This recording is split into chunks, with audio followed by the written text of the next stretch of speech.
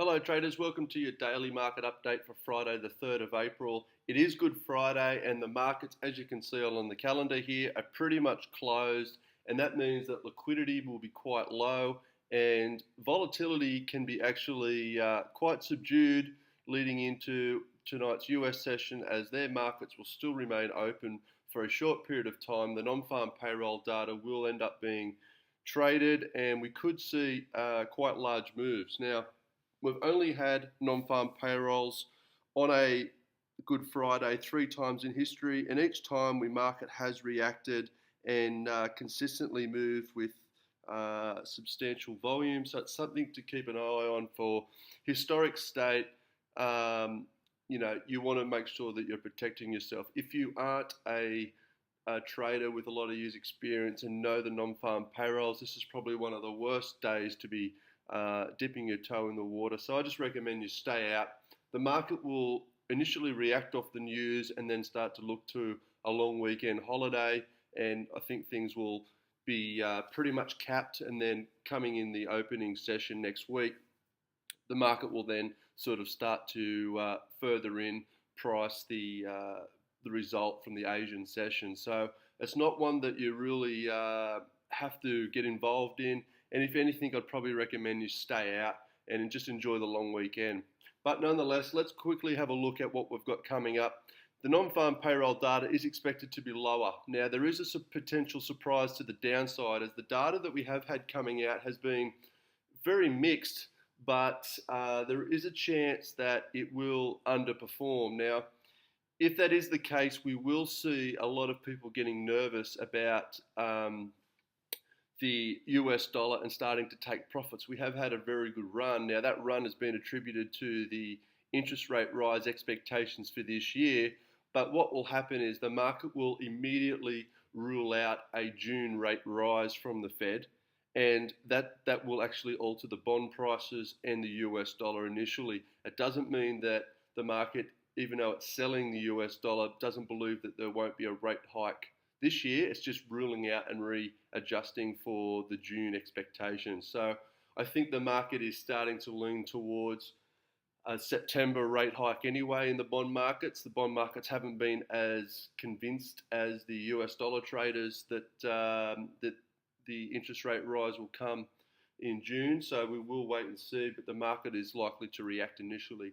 They'll also definitely be focusing on the average hour earnings. Now, that's a very important figure because that's what the Fed also is focusing its targets on, in terms of meeting some targets before they raise rates. They want to get everybody's average hourly earnings up, and the unemployment rate at 5.5 is very low as it is, and I don't believe we're going to get too much of a shift in that. Like, that's at historical lows and a very good position for the US. So they're really focusing on inflation as well. Although we don't have any inflation data or CPI data coming out, or gross domestic product data. We'll get that on later on this month. So for now, it's all focused around the jobs, and that's a big piece of the puzzle. So just keep your eye out for the figure. There will be an initial reaction, and it's either going to be a good or bad one. And as we'll see in the charts, the market is really undecided. It's going to be quite an interesting release.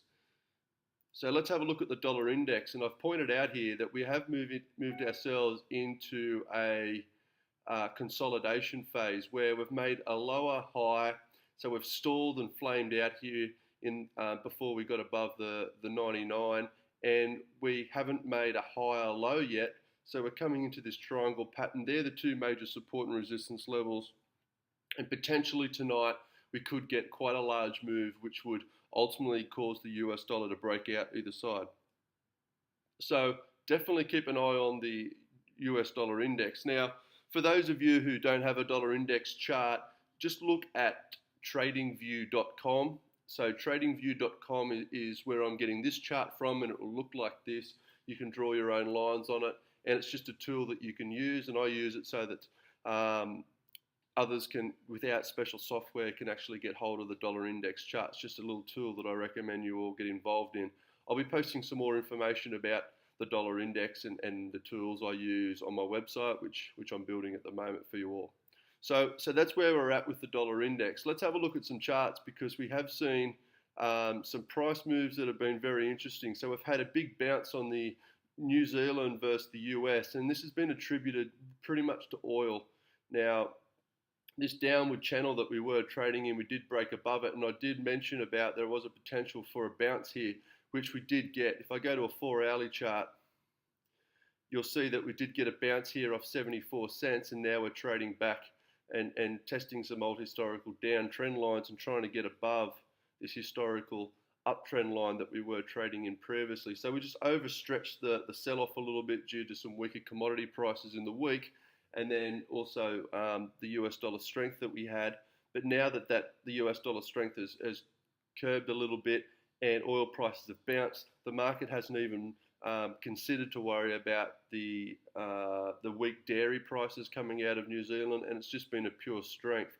Now, the New Zealand has been very heavily outperforming the Australian dollar, and the Australian dollar dipped to new 5.5-year lows, as you can see down here, but quickly rose back above it. So it was a false breakout for now, but we'll have to wait and see, because tonight's non-farm payroll, should it come in very strong, that won't be a false breakout, and we should be trading back below 75 cents. However, if it comes in weak, we could have just found ourselves a near-term bottom in the Australian dollar, not wanting to go below 75 cents. Well, that is until we get to the RBA meeting on Tuesday.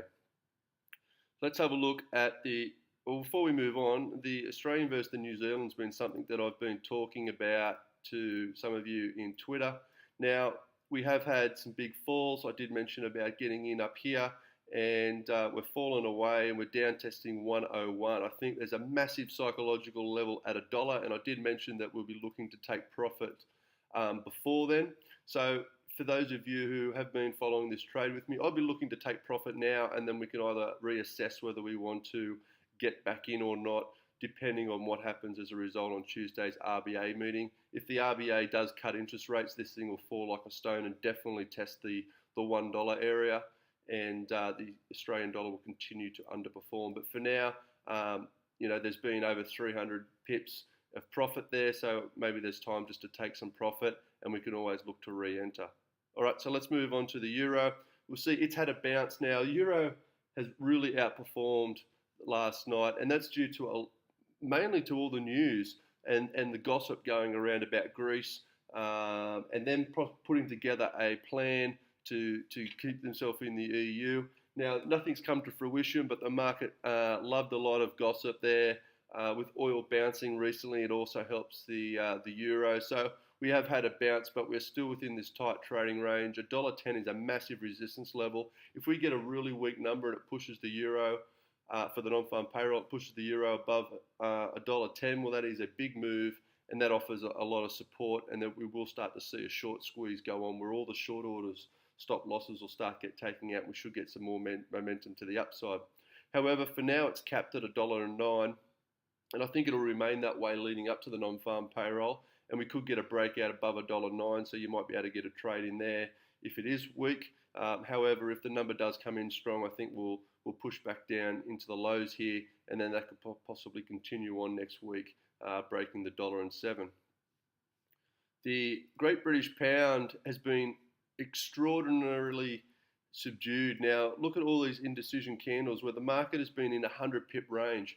Now, the Great British Pound is definitely not known for being so docile and consolidating in such a range. It's normally very active and always quite volatile. So the fact that it's in such a tight range can only mean one thing, that we are going to get a breakout, and we're going to get a breakout in a big fashion, because the tighter that you contain this beast and the longer you contain this beast, the harder it's going to break out in a direction. Now, it is a consolidation pattern after a big move down, so we'll have to wait and see. Is the non-farm payroll going to be the night that it's going to break out? It could possibly be, if we get a massive number that's way outside the consensus of 244,000 jobs.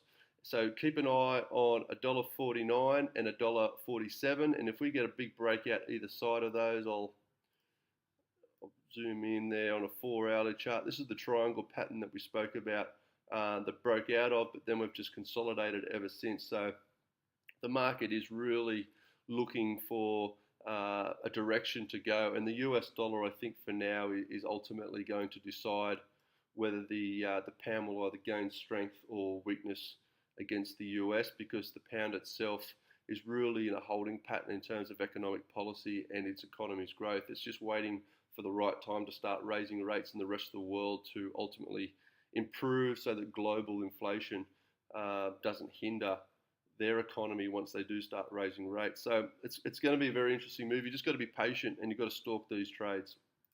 The US versus the CAD, we did have a stronger oil and we did have a weaker US dollar. So that's why we've had 2 consecutive days of a pullback. We haven't, and we're still within this range. So range bound traders, those who like trading range, are definitely going to see some opportunity. If we get a weak number, we could come down and test this level. However, if we get a strong number, we could come back up and test here. I don't see a breakout unless we get a big, huge number of surprise from the non-farm payroll.